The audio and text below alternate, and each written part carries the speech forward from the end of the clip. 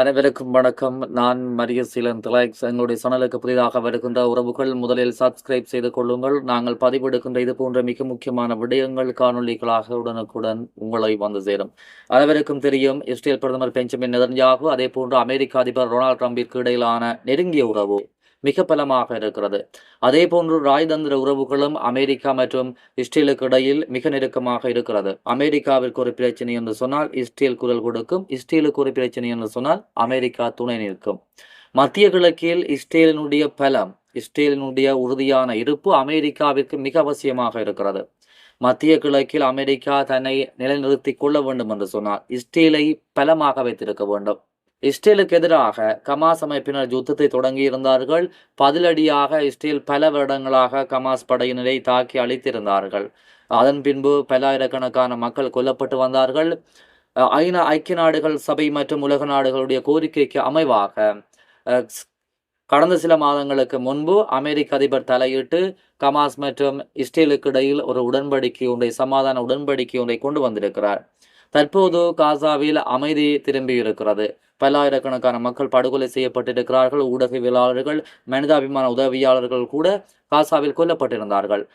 தற்போது காசாவில் யுத்தம் இல்லை, ஆங்காங்கே அசம்பாவிதங்கள் நடைபெற்றாலும் தற்போது இடம்பெயர்ந்த மக்கள் அனைவரும் காசாவிற்கு திரும்பி இருக்கிறார்கள். நிலையில் இஸ்ரேல் பிரதமர் பெஞ்சமின் நெதன்யாகு தற்போது சிக்கலுக்குள் மாட்டியிருக்கிறார். அதாவது யாரும் எதிர்பார்க்காத வகையில் இஸ்ரேல் பிரதமர் பெஞ்சமின் நெதன்யாகு மீது ஊழல் குற்றச்சாட்டு, ஊழல் மோசடி குற்றச்சாட்டு தற்போது சுமத்தப்பட்டிருக்கிறது. இந்த குற்றச்சாட்டு நிரூபிக்கப்பட்டால் இஸ்ரேல் பிரதமர் பெஞ்சமின் நெதன்யாகுவிற்கு பல வருடங்கள் சிறை வாசம் கிடைக்கும் என்று எதிர்பார்க்கப்படுகிறது. இந்த குற்றச்சாட்டு நிரூபிக்கப்படுவதற்கு முன்னதாகவே, அதாவது பெஞ்சமின் நெதன்யாகுவினுடைய தோழர், நெருங்கிய உறவை கொண்ட டொனால்ட் ட்ரம்ப் இஸ்ரேல் ஜனாதிபதிக்கு ஒரு அவசர கடிதத்தை எழுதியிருக்கிறார். இந்த கடிதம் தொடர்பாகத்தான் இந்த காணொலியில் நாங்கள் விரிவாக பார்க்க போகிறோம். இஸ்ரேல் பிரதமர் பெஞ்சமின் நெதன்யாகு மீது நிலுவையில் இருக்கின்ற ஊழல் வழக்குகளில் இருந்த அவருக்கு உடனடியாக பொது மன்னிப்பு வழங்குமாறு அமெரிக்க ஜனாதிபதி டொனால்ட் ட்ரம்ப் இஸ்ரேல் ஜனாதிபதி ஜஷக் கெசாக்கிற்கு கடிதம் எழுதியிருக்கிறார்.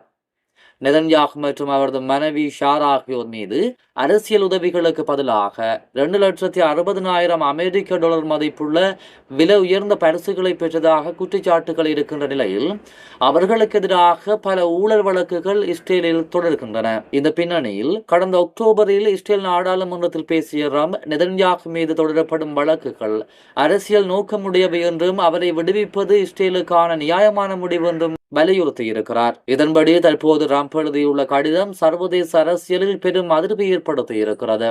அதில் அவர் என்ன விடயம் எழுதியிருக்கிறார் என்று சொன்னால், குறைந்தது 3000 ஆண்டுகளாக தேடப்பட்டு வந்த அமைதி தற்போது உறுதியாகி இருக்கிறது. அந்த அமைதியை நிலைநிறுத்த வலிமையான தலைவராக இருந்தவர் பெஞ்சமின் நெதன்யாகு தான். அவரை முழுமையாக மன்னிக்குமாறு நான் தாழ்மையுடன் கேட்டுக்கொள்கிறேன். எவ்வாறாயினும் இது குறித்து இதுவரை இஸ்ரேல் ஜனாதிபதி அலுவலகம் எந்த உத்தியோகபூர்வ பதிலும் அளிக்கவில்லை.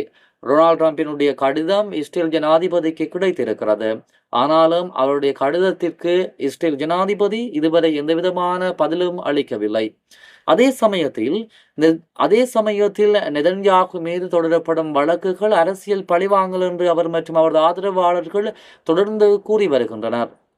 குறிப்பாக கடந்த 2023 ஆண்டு காசா போருக்கு முன் இஸ்ரேல் முழுவதும் நெதன்யாகுவுக்கு எதிராக நடைபெற்ற மாபெரும் போராட்டங்கள் முன்னெடுக்கப்பட்டிருந்தமை குறிப்பிடத்தக்கது. காசா மீது இஸ்ரேல் பிரதமர் பெஞ்சமின் நெதன்யாகு தன்னிச்சையாக முடிவுகளை எடுத்து மூர்க்கத்தனமாக தாக்குதல்களை வழிநடத்தி காசா மக்களை இனப்படுகொலை செய்து வந்ததாக உலக நாடுகள் பல இஸ்ரேல் பிரதமர் பெஞ்சமின் நெதன்யாகுவிற்கு தடை விதித்து சர்வதேச குற்றவியல் நீதிமன்றம் கூட இஸ்ரேல் பிரதமர் பெஞ்சமின் நெதன்யாகுவிற்கு பிடியாணை பிறப்பித்திருந்தது.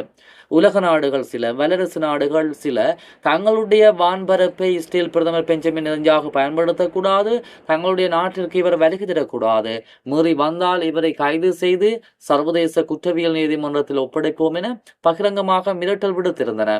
இதனால் பெஞ்சமின் நெதன்யாகு இந்த பயணங்களை, இந்த குறித்த நாடுகளினுடைய வான்பரப்பு ஊடாக பயணிப்பதை நிறுத்தியிருந்தார்.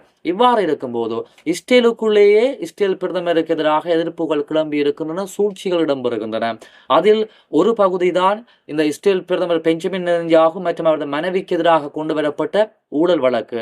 இந்த ஊழல் வழக்கை இந்த விசாரணையை உடனடியாக நிறுத்துமாறும் அவருக்கு பொது மன்னிப்பு வழங்குமாறும் இஸ்ரேல் பிரதமருடைய நெருங்கிய நண்பரான நெருங்கிய கூட்டாளியான டொனால்ட் ட்ரம்ப் இஸ்ரேல் ஜனாதிபதிக்கு கடிதம் எழுதியிருக்கிறார். இவ்வாறு பொது மன்னிப்பு வழங்குமாறு கடிதம் எழுதியது உலகரங்கில் பெரும் பரபரப்பை ஏற்படுத்தி வருகிறது. பொறுத்திருந்து பார்ப்போம். இஸ்ரேல் ஜனாதிபதி இது தொடர்பாக என்ன நடவடிக்கை எடுக்கப் போகிறார், இஸ்ரேல் நீதிமன்றங்கள் இது தொடர்பாக இந்த உத்தரவை பிறப்பிக்கப் போகின்றன என்பது தொடர்பாக பொறுத்திருந்துதான் பார்க்க வேண்டும்.